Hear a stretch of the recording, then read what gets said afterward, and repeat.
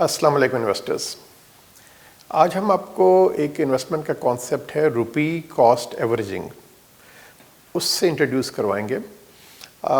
जिस तरह हम पहले भी डिस्कस कर चुके हैं कि लॉन्ग टर्म में अगर आप 15-20 साल का पीरियड लें तो स्टॉक मार्केट का रिटर्न ज़्यादा होता है as compare to even real estate या बैंक डिपॉजिट्स या नेशनल सेविंग स्कीम्स ले लें। इन एवेन्यू से ज़्यादा होता है।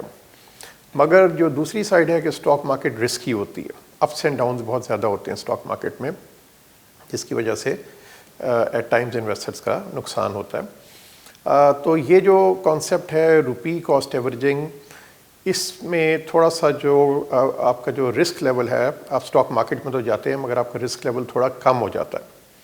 और इसका बेसिक कॉन्सेप्ट है कि आप स्टॉक मार्केट को टाइम करने की कोशिश ना करें कि अब मैंने स्टॉक मार्केट में एंटर होना है, यहाँ पे मैंने निकलना है, क्योंकि इस तरह की टाइमिंग इवन जो एक्सपर्ट्स हैं वो भी नहीं कर सकते।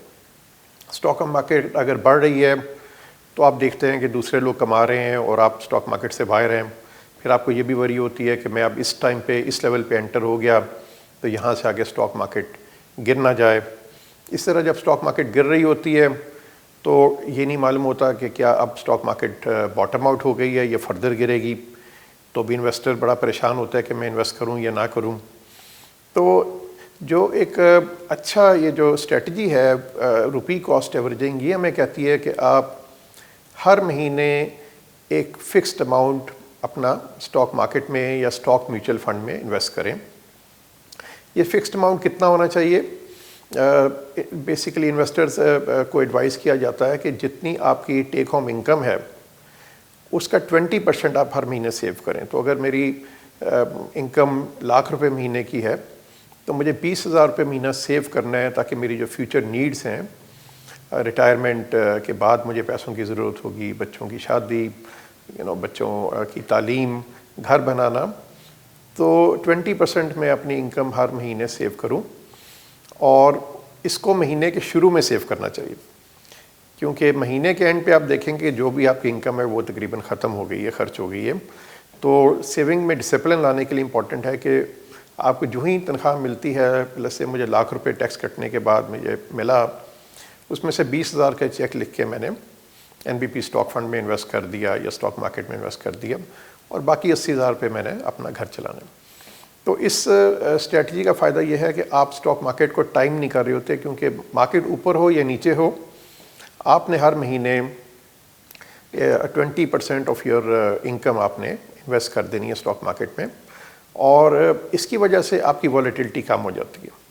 रादर देन कि आप सारा पैसा एक टाइम पे इन्वेस्ट कर दें स्टॉक मार्केट में और वहाँ से मार्केट गिर जाए, उसमें नुकसान ज़्यादा है। अगर आप रेगुलर इन्वेस्टमेंट करते रहेंगे तो इसमें आपका जो रिस्क है या वॉलेटिलिटी है वो रिलेटिवली कम हो जाती है।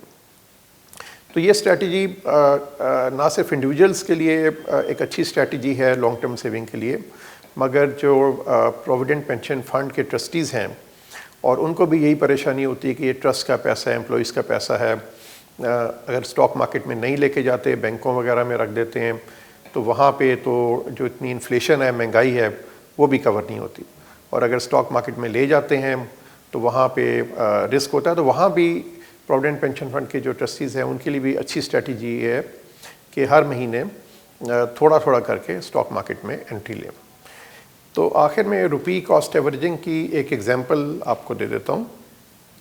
अगर किसी इन्वेस्टर ने ₹1,00,000 महीना इन्वेस्ट किया होता पिछले 20 साल में, तो उसकी जो टोटल इन्वेस्टमेंट होती वो 2.4 करोड़ रुपीज़ होती 20 साल में, ₹1,00,000 पर महीना, और फिर हम 20 साल का पीरियड ले रहे हैं। और उसी इन्वेस्टमेंट की वैल्यू अगर ये इन्वेस्टमेंट स्टॉक मार्केट में की होती तो उस इन्वेस्टमेंट की वैल्यू बढ़कर आज 15 करोड़ रुपये पर चली गई होती, जो 2.4 करोड़ की इन्वेस्टमेंट थी।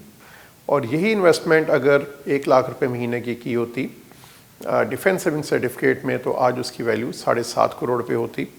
और अगर बैंक में ये पैसा रखा होता तो आज उसकी वैल्यू 4 करोड़ और 60 लाख रुपए होती। तो इसमें दो चीज़ें क्लियर हैं कि एक जो रेगुलर सेविंग है पर मंथ, उसका कितना फ़ायदा है लॉन्ग टर्म में।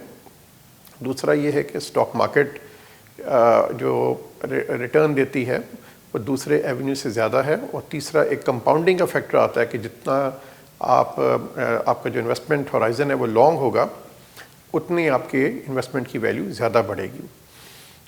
हमारा जो NBP स्टॉक फंड है वो हमने 15 साल पहले लॉन्च किया था, और किसी ने अगर 100 रुपये की इन्वेस्टमेंट की थी 15 साल पहले हमारे NBP स्टॉक फंड में, तो आज उसकी इन्वेस्टमेंट की वैल्यू बढ़कर 600 रुपये हो गई है। और वही 100 रुपये अगर स्टॉक मार्केट में इन्वेस्ट किया होता तो आज उसकी इन्वेस्टमेंट की वैल्यू बढ़कर 431 रुपये हो गई होती। तो हमारा जो स्टॉक फंड है उसने स्टॉक मार्केट को बड़े एक अच्छे मार्जिन से बीट किया है सब खर्चे निकालने के बाद। तो एंड पे ये है कि आप रेगुलर सेविंग की आदत डालें, और जो भी आपको फेवरेट म्यूचुअल फंड है उसके थ्रू आप इन्वेस्ट करें। Thank you so much.